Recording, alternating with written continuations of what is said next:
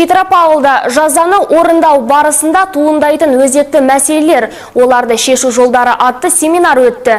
Жиында сот тәжірибесін жетілдіруге бағытталған ұсыныстар айтылды. Толығырақ тілшіміз тарқатады. Залға сот, прокуратура, тәртіп сақшылары мен өңіріміздің қылмыстық атқару жүйесінің қызметкерлері жиылыпты. Құқық қорғау органдарының мамандары оларда туындайтын ортақ мәселелерді талқылап, шешу жолдарын қарастырды. Басты назарда сотталғандардың құқығын қорғау болды.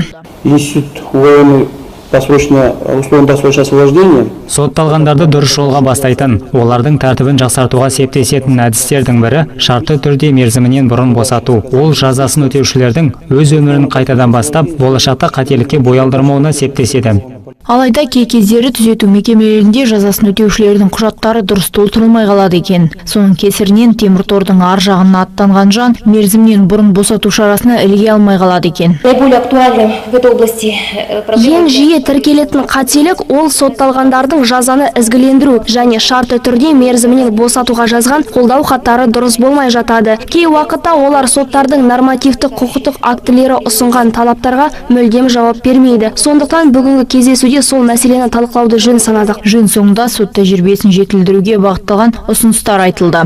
Мағжан Ахмадина, Жұлдызбек Ермұқанов, муниципалдық телеарна.